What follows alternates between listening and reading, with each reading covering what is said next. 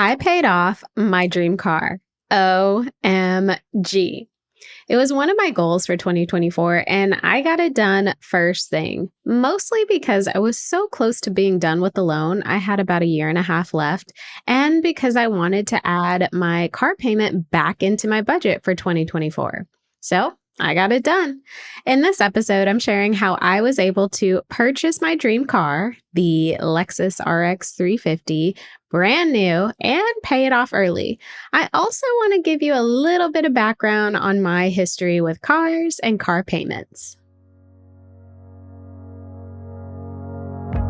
Hey there, I'm Raya Reeves, and over a decade ago, I turned my life around through budgeting.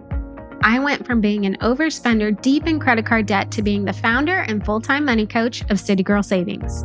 Now, I help women work towards their dream life and tap into their financial power one budget at a time. I fully believe you can live a life you love with a budget, and I'm living proof.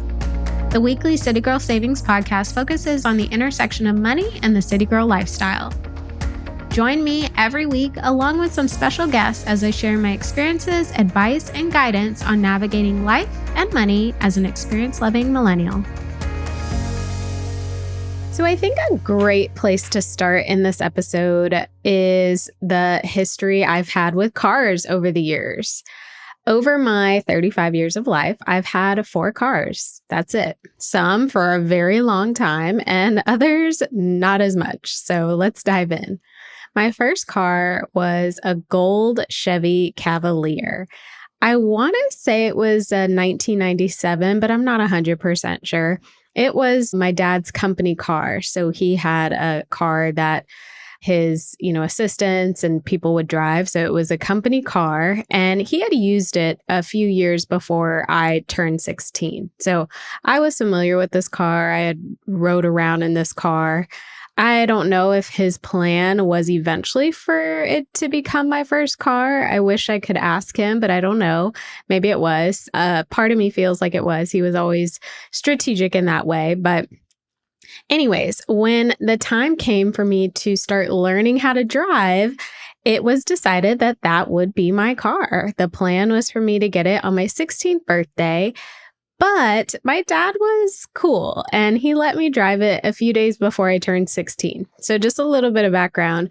I have a September birthday. I'm September 2nd. So the school years, typically, if you're after a specific date in September, you are moving back a grade. But I think I had just missed the cutoff. So school started in August. I was 15 and I would be turning 16 in September. So school started maybe a week or two before my birthday. And so my dad let me drive the car to school. I was going to turn 16 soon. So his thought process was like, go ahead. But funny story, one day while I had driven the car to school before I turned 16, my mom came home from work early, and that rarely ever happened. She never left work early. But of course, on this one specific day when I was illegally driving this car, she came home, saw it wasn't in the driveway, and needless to say, I couldn't drive it until I turned 16. I think my dad and I both got in trouble. I don't know the conversation they had, but I definitely wasn't driving that car again until I turned 16. So fortunately, I didn't have to wait that long before turning 16 and getting the car. But within the first 2 weeks of me having that car, I got a ticket for running a red light. And I vividly remember this. I had my friend Coco, actually, she was on the podcast a couple episodes ago. She was in the car with me and we were turning left and I was just zooming past it. I ran, it was yellow and turned red as I was making the turn, and there was a cop right there and he pulled me over. I got my first ticket. And then maybe 10 days later, I got into a little fender bender at school. Now, this was my first lesson in car insurance. Never admit you're guilty. The facts will prove it. If you're guilty, the facts are going to prove that you're guilty. But I made their work easy, and my dad's deductible went up because when I hit this person's car as a scratch, I said, "Oh my gosh, I'm so sorry. It was all my fault." And, I just felt remorse, and it came out, and insurance was called, and my dad called me screaming, "You never admit you're guilty. My deductible went up because of this." I'm pretty sure that I didn't have the car for a couple weeks after that. It was a little bit of punishment. I can still hear the anger in his voice. Well, I think I've talked about this on the podcast before, but I'm a firm believer in signs. You get signs from the universe. If you're heading down a path you shouldn't be heading down, or vice versa. But if you ignore the signs, they keep getting bigger and bigger and bigger until you're forced to face whatever it is. So my first sign was that ticket. My second sign was that fender bender. And then finally, within 3 months of having the car, I totaled it. It was so stupid. Looking back, it was so stupid. But a friend and I were at Hooters. It was a school night. It wasn't super late, but we were at Hooters and we had some friends come join us. They were on the basketball team. And as we left Hooters, we were driving like side by side to each other in the lanes, and they were like speeding up a little bit. And then I would speed up a little bit. And it was almost like we were kind of racing. Well, when the time it came to like slow down, I didn't, and I was in a turn lane. And so I turned right, going at a very, very fast pace, and totally just crashed the car. Airbags went off. I remember it, like I see it in my head. We hit a median and there were all these rocks and everything, and it was so bad. The ambulance had to be called. I remember I called my dad in the middle of the night saying, "Dad, I'm in an accident," and he freaked out. He was so concerned until he got there, saw that I was okay. We went to the hospital, and then he started seeing red. Like once everybody was okay and he realized this was just, teenagers being stupid, he started seeing red. And oh my gosh, later he told me that was probably one of the biggest disappointments in me that he had. And that hurt. And I get it. I was reckless and silly, and I put my life in danger, my friend's life in danger, somebody else's life in danger. Like, imagine if we hit someone. Just thinking about it kind of freaks me out. But anyways, the car was totaled, and naive little me thinks that I would be getting another car after that. Like, surely I had a job. I had to get to school. Like, of course I would get another car. Well, I was wrong. I was going to have to pay for my next car on my own. That was the arrangement. I had gotten this free car and I totally abused it. And since I had a job, I could save up, but so embarrassing. I had to get dropped off and picked up for work. My mom or dad would drop me off and my mom or dad would pick me up. And I had a boyfriend in high school, so he drove me to school and home every day, or I would just walk. But yeah, that was probably my life the second half of junior year and just about almost a couple months into senior year. But that was my first experience with the car. So not a good one, but a lot of lessons learned early on. My second car, so the summer before senior year, I went car shopping. So I had saved up money. My dad was going to match my down payment. So I was ready to finally take on a new car. And we went car shopping, ended up getting a used Dodge Stratus. It was previously a rental car, so it didn't have that many miles on it, which was nice. And we got the car and I got a loan. So the loan was in my name. This was my first experience with a car loan. I think the car payment was less than $250 every month. It was definitely affordable. And I wrote the check every month and I mailed it off. I actually loved this car. For Christmas, I had a sound system installed in it. And it was like a radio with a visual of a downtown skyline. I thought it was the coolest thing. And it, not really. But better believe no accidents, no tickets in this car. And I guess it's different when you have to pay for it yourself and you earn it yourself. So I had that car the rest of my senior year. As a high school graduation gift, my mom paid off the remaining loan balance. And I remember her thinking she thought it was going to be less than what it actually was, but she still paid it off. So what a gem she was. I got to drive the car all summer before moving to California for college. I thought I would get to take the car. Once again, I was wrong and naive. And the car ended up actually being a hand-me-down to my brother, who was a couple grades below me. And so he would be getting his license before my freshman year in college ended. So the car stayed at home, and that would be his car. I had no car my first year of college in LA. It's nothing I wasn't used to. I've been through this, but I definitely wasn't happy about it. I had no choice. I wasn't going to buy my own car again, so it just was what it was. Fortunately, I had roommates with cars, so I managed to get around, but this was before Uber, so no car, no going out for me. Are you loving this episode so far? Well, the money and life level up conversations never end in the City Girl Savings community. Visit citygirlsavings.com for instant access to resources that help you budget, level up your money mindset, and so much more. And make sure you stay up to date with CGS by following us on Instagram, TikTok, and YouTube, all at City Girl Savings. So moving on to my third car, I ended up getting nearly a 4.0 GPA my first year of college. And because of that, my dad had bought me a brand new car. The year was 2007, but the car was a 2008 Mazda 3. It was going to be another car under his company, but I got to drive it in California. So we got that. I was on summer break before sophomore year of college. So the plan was my mom and I would road trip that car to California, and that would be my car out there.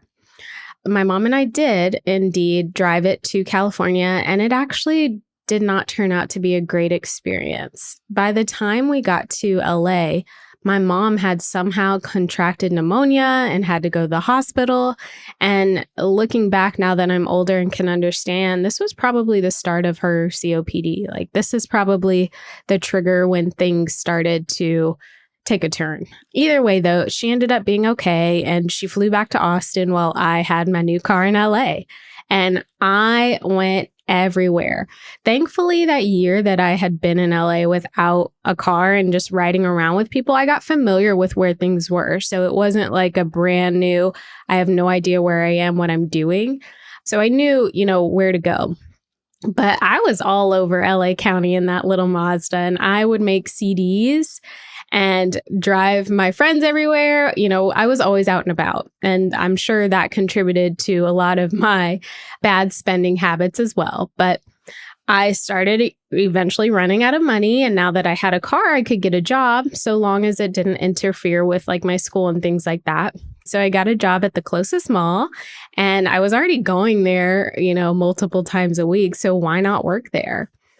Oh, that car got me through so much. I road tripped to and from California 3 different times. The registration for the car was still in Texas. So when you get a brand new car in Texas, you don't have to get it registered for another 2 years. And then from there, it goes every year after that. So I didn't have to drive it back, that first year after me and my mom took it because, we still had another year before the registration was due.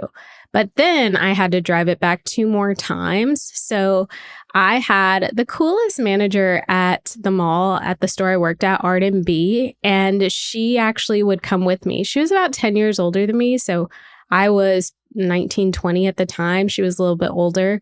But we had so much fun. We would go from LA to Austin. We would stop in Phoenix or Tucson, then El Paso or Las Cruces, New Mexico, and then get to Austin. So we got to break our trip up. We would go explore in the cities that we stopped in. It was so much fun. Since I had that car for so long, so I didn't have the Chevy Cavalier for very long, the Dodge Stratus, maybe a year or so.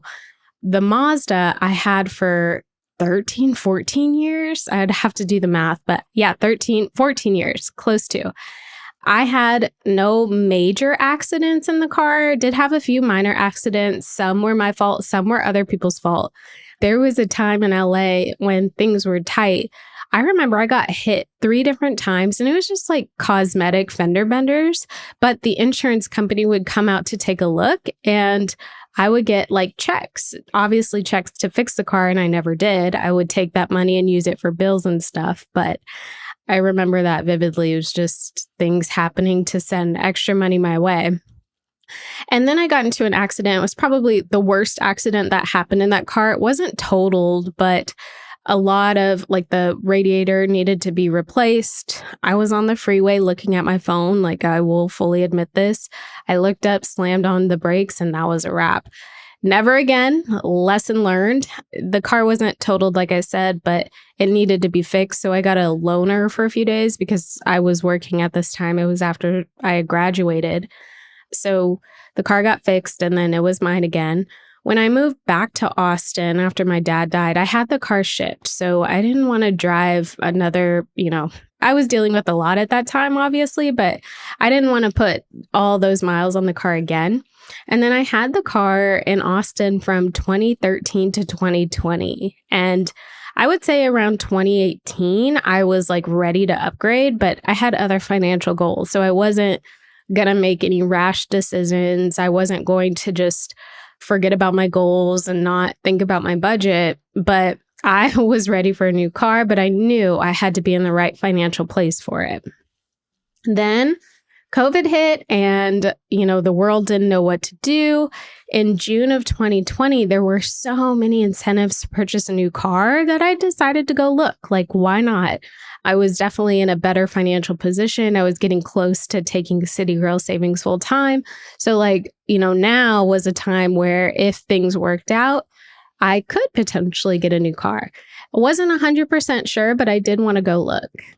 And that's what led me to my fourth final dream car.